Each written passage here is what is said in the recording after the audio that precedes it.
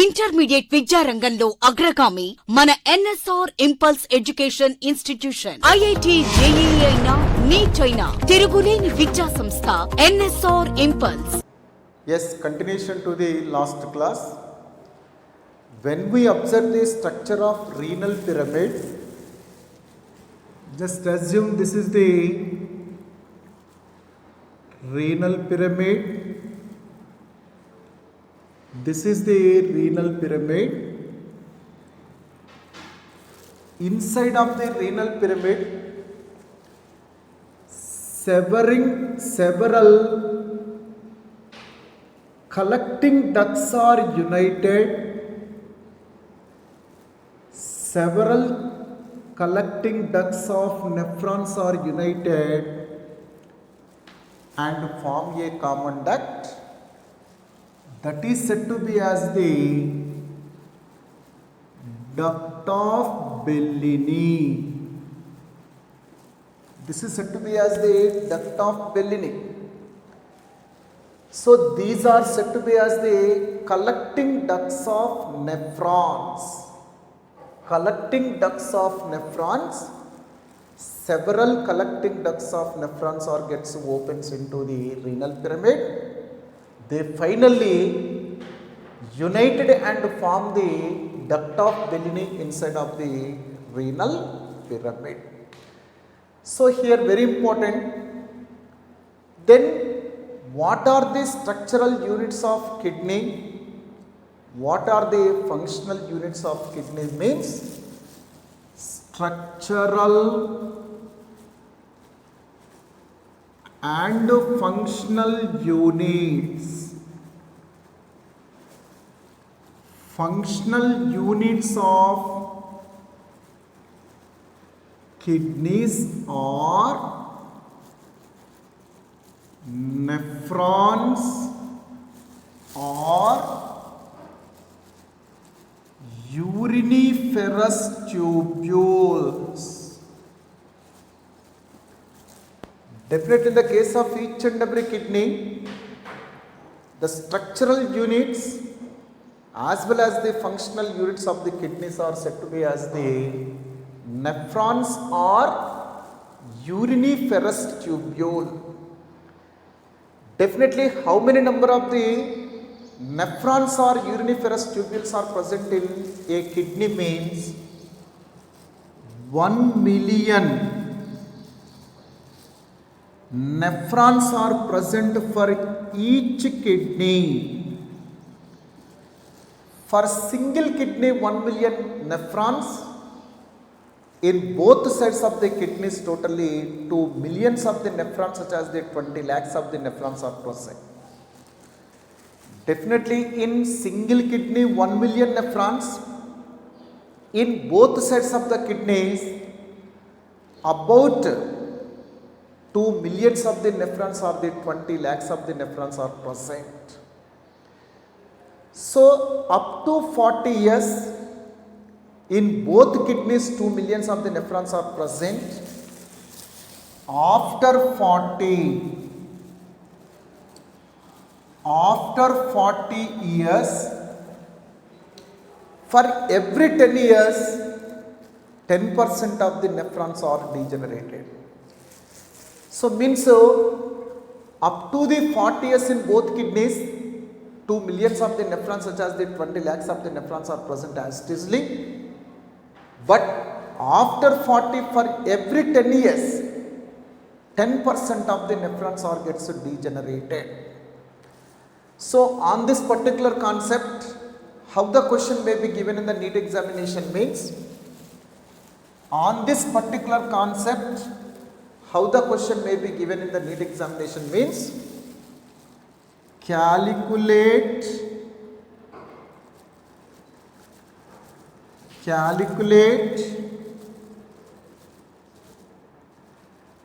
total number of nephrons in 60 years old person,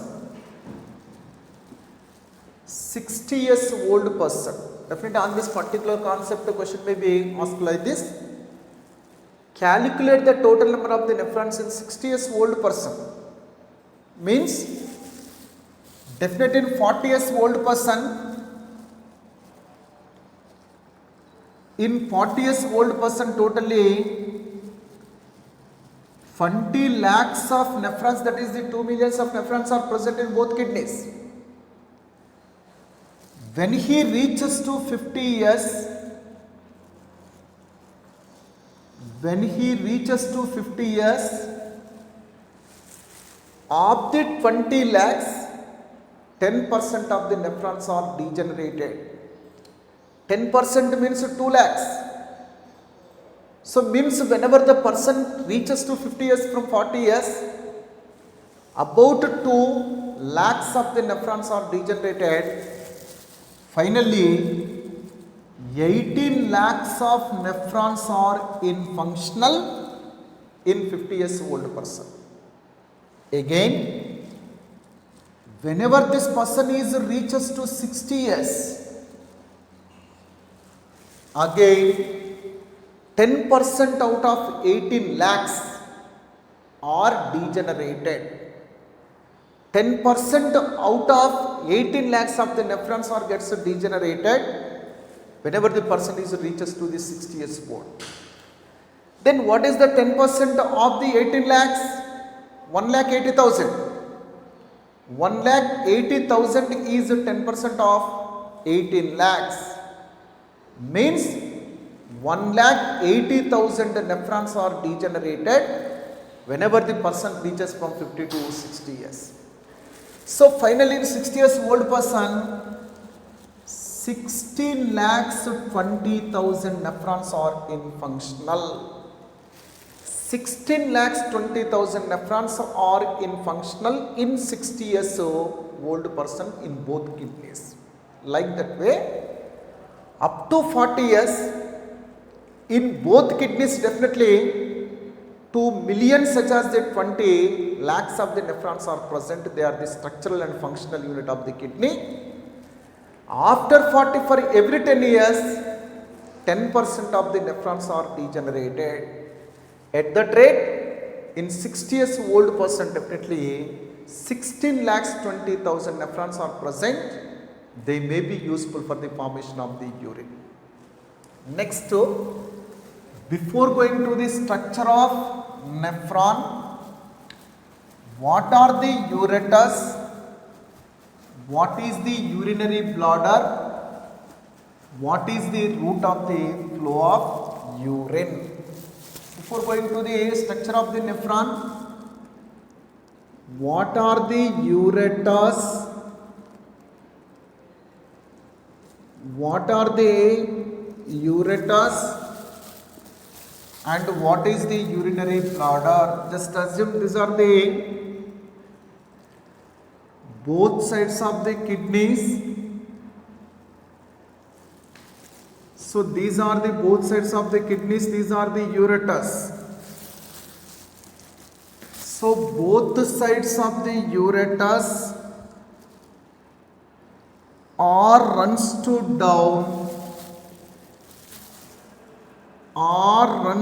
down, and finally they may be opens into the urinary bladder. This is the urinary bladder. This is the urinary bladder. Urinary bladder is opens to the out through the urethra. Just assume this is the one side of the ureter. This is the another side of the ureter. So definitely from each and every kidney, one ureter is exit through the hilum. Again they runs to down. Finally they may be opens into the urinary bladder. These are the ureters. Definitely ureters are white colored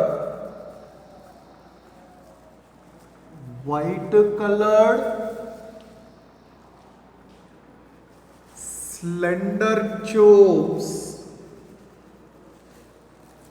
Definitely they may be white colored. Slendering means a slight curving. They are with a slight curving. They may be with a slight curvature, bending. These ureters are white colored slender tubes. Means they are with a slight bending. They are white in color. Definitely in ureter wall, transitional epithelium is present in the wall of the ureter. In the wall of the ureter, transitional epithelium is present. Both the sides of the ureters are finally opens into the urinary bladder through the separate opening. This side of the ureter is opens into this urinary bladder through separate opening. This side of the ureter is gets opens into the urinary bladder through the separate opening. Again, this is the urinary bladder. Definitely urinary bladder is thick walled, muscular sac. Definitely in the urinary bladder wall, smooth muscles are present. Very thick smooth muscles are present. Very thick smooth muscles are present in the urinary bladder wall. So that only it is the thick walled muscular sac. What kind of the muscles are present in the urinary bladder wall means smooth muscle. Very thick smooth muscle is present in the wall of the urinary bladder. Again, it is with distensible nature. It is the distensible sac. What is the distensible means? Whenever urinary bladder is completely filled with the urine, it may be expands. Whenever urinary bladder releases the urine, whenever it becomes empty, this expanded walls are recoiled. So depending upon the volume of the urine, urinary bladder may be extend or may be recoil. So that only it is said to be as the distensible sac. If urinary bladder is completely filled with the urine, maximally it may be enlarges. After urination, after emptying the urine from the urinary bladder, definitely urinary bladder walls are returned back to their original position, means that they may be gets recoiled. That is said to be as the distensible sac. Again, it is median. It is median storage sac. Definitely in the lower abdominal cavity. In the lower abdominal cavity, ventral to the rectum, this urinary bladder is present. Definitely this is the dorsal position, this is the ventral position. So definitely here rectum is present. Ventral to the rectum, this urinary bladder is located. That is principally useful for the storage of the urine. So that only, this is the median. Definitely here in lower abdominal cavity it is present. So that only that is said to be as the median storage sac. It is principally useful to get to store the urine. So that only it is the storage sac. Its position is ventral to rectum. Definitely this urinary bladder is located ventral to the rectum. Ventral to the rectum means just assume this is our body, this is ventral position.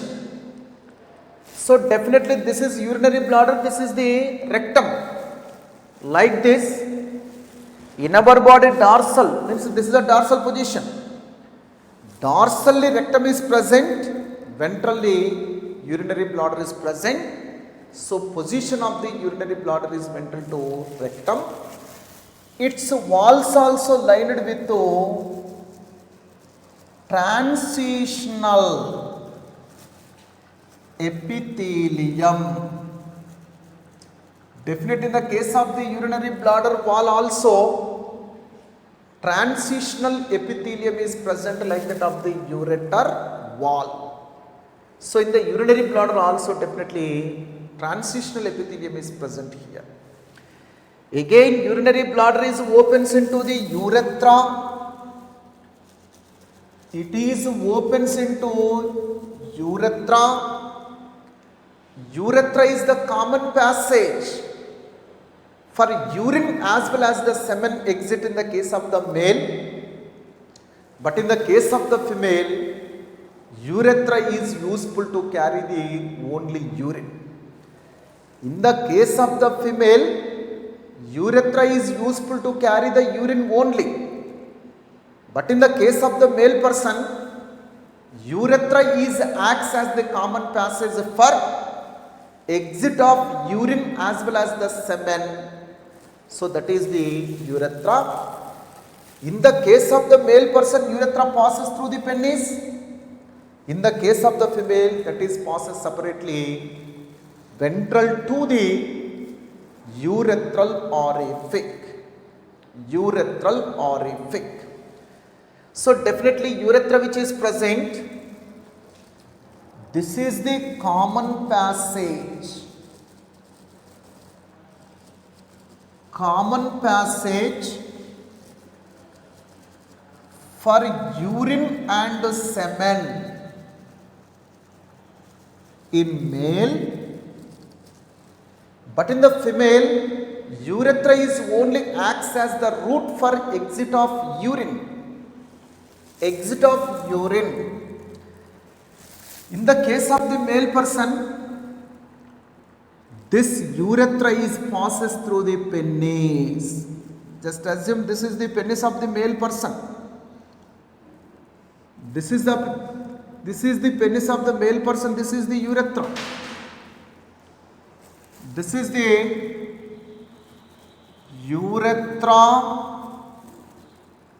This is the penis in male person. Definitely this urethral opening, this is said to be as the urethral opening. This urethral opening is with two valves, two sphincters. This is the internal urethral sphincter. This is the external urethral sphincter. In the case of the urethra, urethra opens to the out through a opening. Urethra is opens to the out through a opening. That opening is said to be as the urethral orifice. This is said to be as the urethral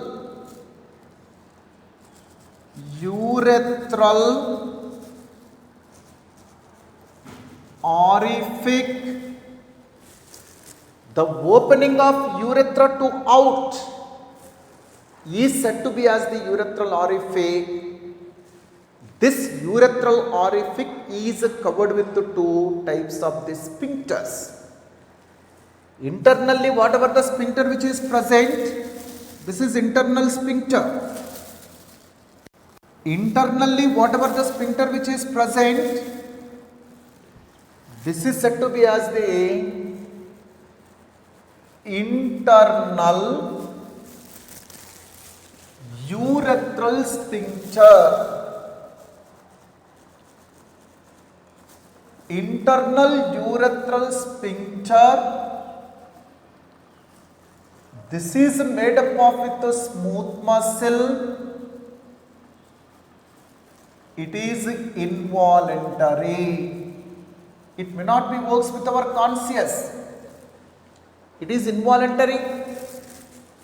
So definitely internal to urethral opening such as the urethral orifice, this sphincter which is present, that is said to be as the internal urethral sphincter, that is made up of with a smooth muscle, that is involuntary, that may not works with our conscious. Similarly, external to that urethral orifice, to the outside of the urethral orifice, whatever the sphincter which is present, that is said to be as the external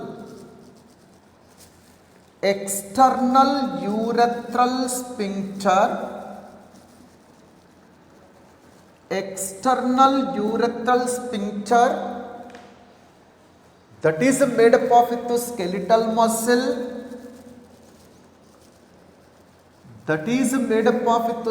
muscle, that is voluntary, that works with our conscious.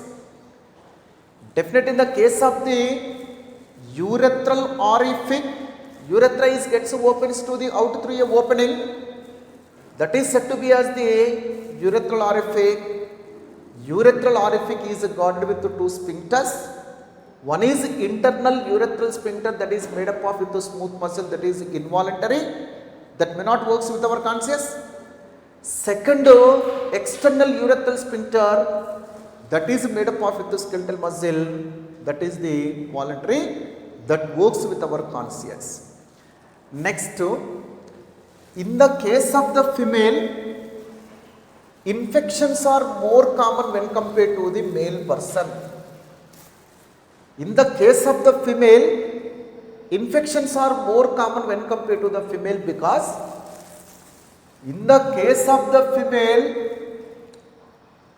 urethral opening, anal openings are lies very close to each other.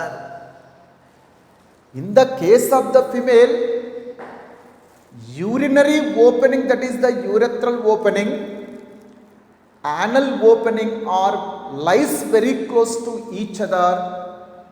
Due to that reason, these infections are very common in the case of the female. But in the case of the male person, this urethra is opens to the out through the penis.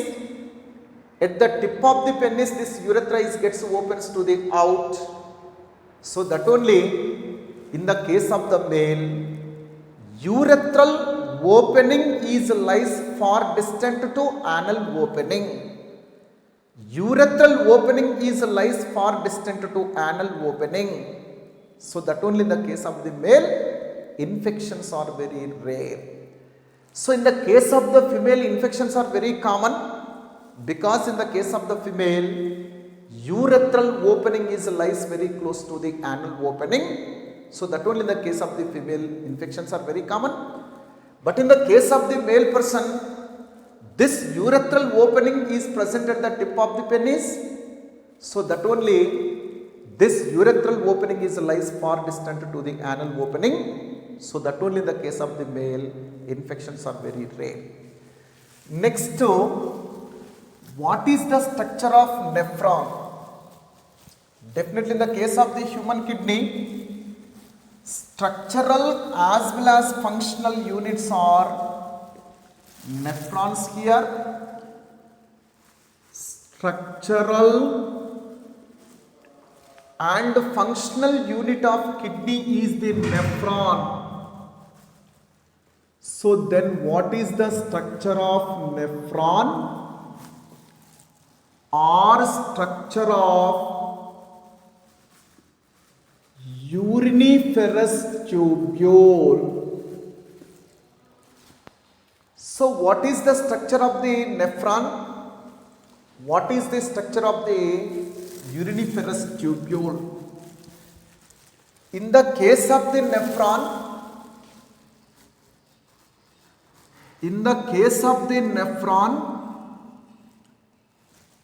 two principal parts are present.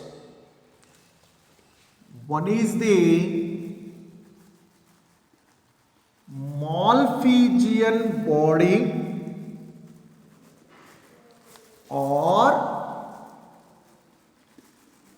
Malpighian corpuscle. Malpighian corpuscle or Malpighian body. Second one is said to be as the renal tubule. Second part is said to be as the renal tubule. Again in the Malpighian body or Malpighian corpuscle, two portions are present. One is the glomerulus,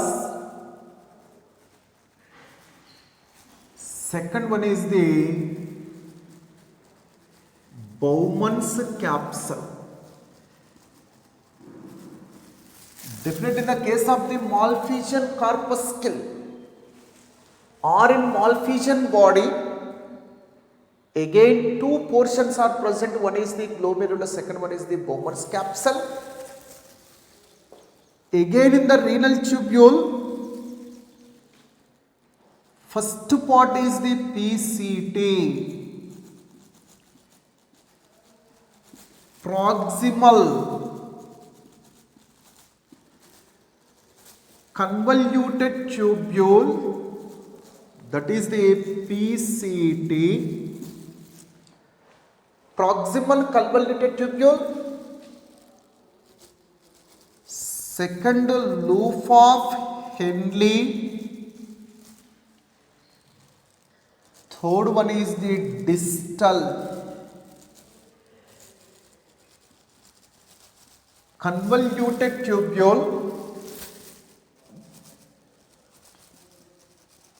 This is simply called as the DCT.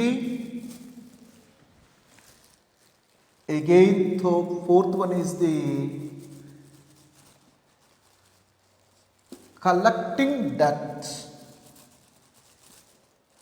This is the CD. So when we observe the schematic representation of the nephron, what are the parts which are present in the nephron means?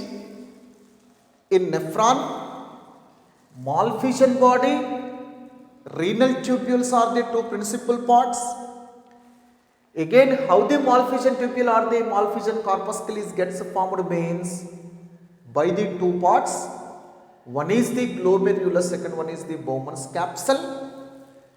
Again in the renal tubule, proximal convoluted tubule, that is the PCT, loop of Henle, distal convoluted tubule, that is the DCT, collecting duct or the CD are the parts in the renal tubule.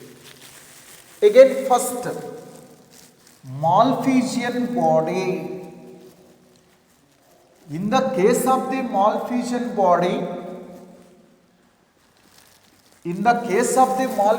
body, just assume this is the Bowman's capsule. This is the Bowman's capsule. Again, this is the PCT. This is the PCT. One second, just a minute. This is the Bowman's capsule. This is the Bowman's capsule. This is the PCT. Again, this is the loop of Henle. This is the loop of Henle. Again, this is the distal convoluted tubule, that is the DCT. This is the DCT. Again, this is the collecting duct. this is the collecting, this is the collecting duct, simply called as the CD. Again, this is the DCT, distal convoluted tubule. From this onwards to this word, this is the loop of Henle, loop of Henle. Again, this is the DCT, distal convoluted tubule. This is the PCT, proximal convoluted tubule. Again, this is the Bowman's capsule. This is the Bowman's capsule. This is PCT. This is loop of Henle. This is DCT. This is collecting duct. Again, definitely, how this kind of the glomerulus gets formed. How the glomerulus gets formed inside of the Bowman's capsule means, just assume this is the renal artery. Renal artery divides into 1 million branches inside of each and every kidney to form the efferent,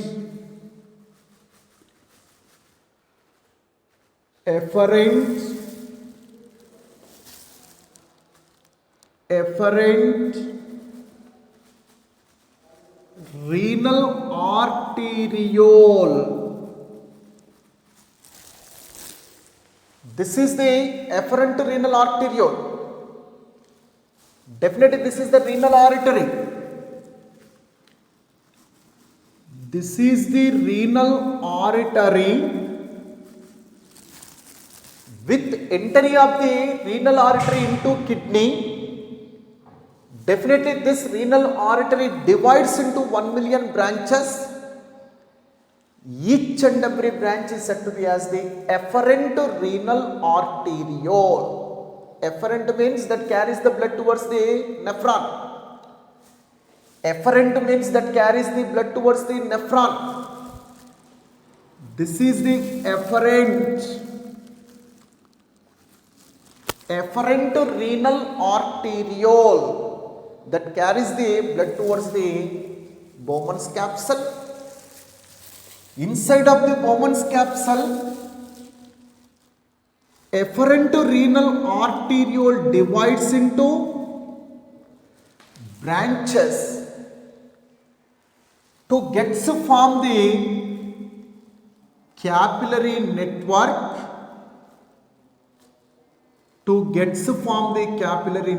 That is said to be as the Bowman's capsule. So that is the glomerulus. Definitely inside of the Bowman's capsule, efferent renal arteriole divides into fine branches. To get to form the capillary network. This capillary network is said to be as the glomerulus. That capillary network is said to be as the glomerulus. Means how the glomerulus formation is taken place. Whenever efferent renal arteriole entered into the Bowman's capsule, whenever it gets divides into fine branches, then a capillary network is formed in the Bowman's capsule. That is said to be as the glomerulus. Again, this capillary ends are again united.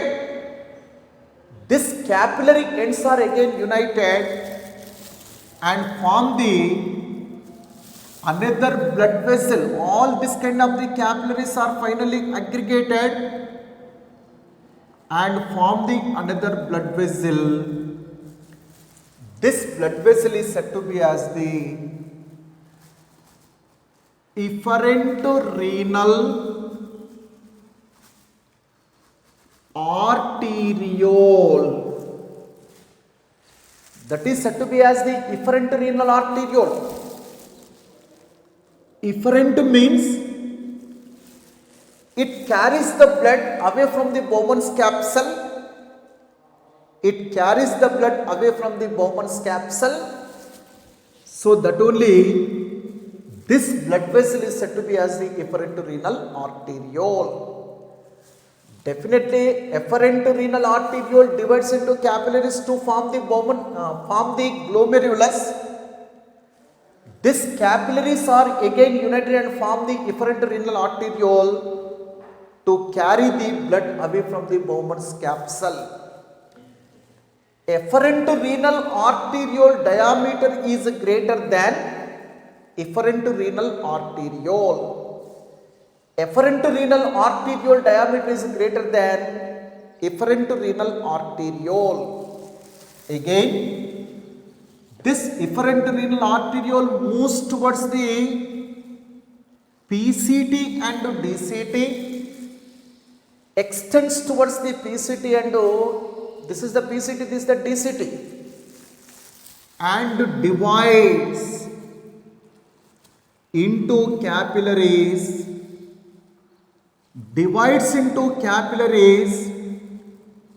and that capillaries are spreads over the walls of PCT and DCT.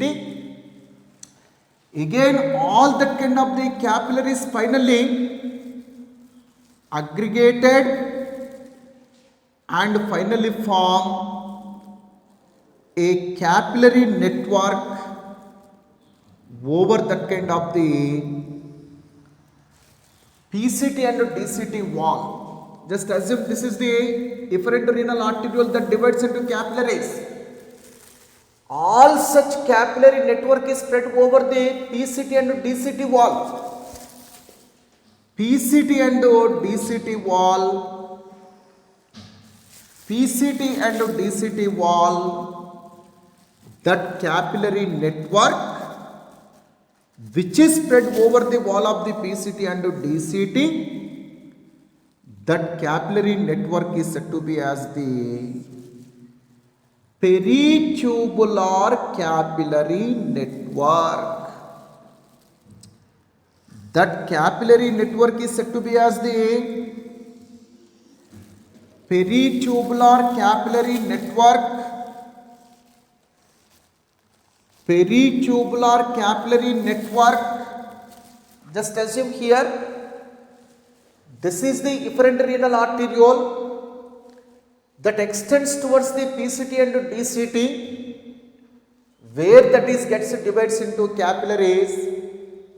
That capillary network is spread on the walls of the PCT and DCT. This kind of the capillary network is said to be as the peritubular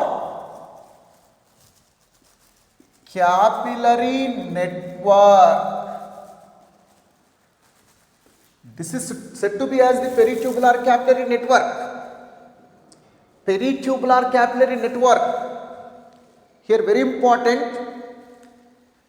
Efferent renal arteriole begins with the capillary, ends with the capillary. But we cannot say it is the portal vein. Definitely any type of the blood vessel, if it is begins with the capillary, ends with the capillary, then we can say that is the portal vein. But here, though efferent renal arteriole begins with the capillary of glomerulus and ends with the capillary to form the peritubular capillary network on PCT and DCT wall, but we cannot say this is the renal, this is the portal vein.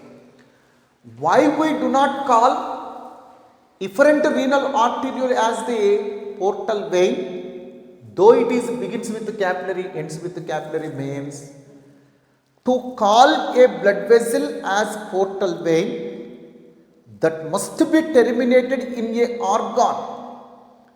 That must be terminated in a organ. For example, hepatic portal vein is always terminated with the capillary in liver. Renal portal vein is always terminated inside of the kidney.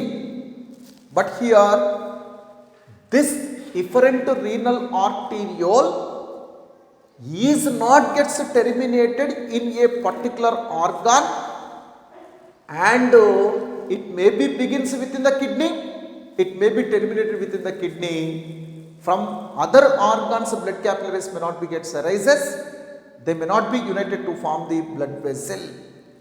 So definitely here, efferent renal arteriole is gets formed due to the union of the capillaries of glomerulus, and that is terminated with the capillaries to form the peritubular capillary network on the walls of the PCT DCT.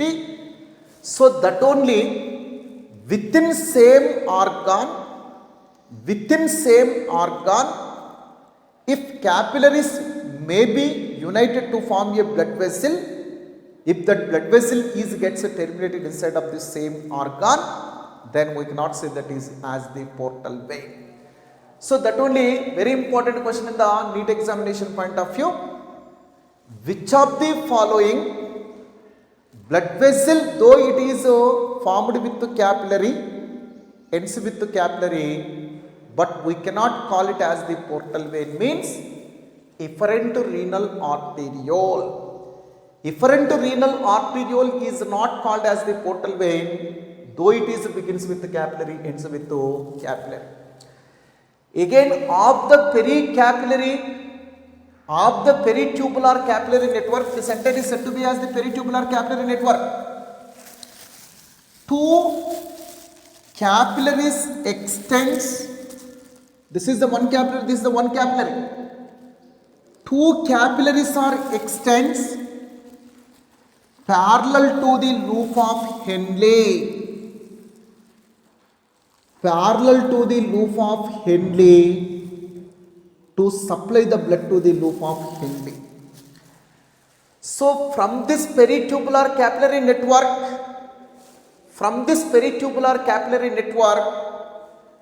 two blood vessels or two capillaries extends parallel to the loop of Henle. That blood vessel is said to be as the vasa recta. This is said to be as the vasa recta. This is the vasa recta blood vessel. This is the vasa recta blood vessel. In that way, definitely efferent renal arteriole extends towards the PCT and DCT. On the PCT and DCT wall, that is gets terminated with the capillary to form peritubular capillary network. From this peritubular capillary network, the blood vessel or blood capillary which is arises, which is extends parallel to the loop of Henle, that blood vessel is said to be as the vasa recta. Again, all these capillaries again united and finally form the renal vein. Finally they form the renal vein. This peritubular capillary network capillaries are finally united and finally form the renal vein that will exit the kidney through the hilum. Next part is the PCT. In the case of the nephron, next part which is present, that is the Bowman's capsule. Definitely whatever the Bowman's capsule which is present,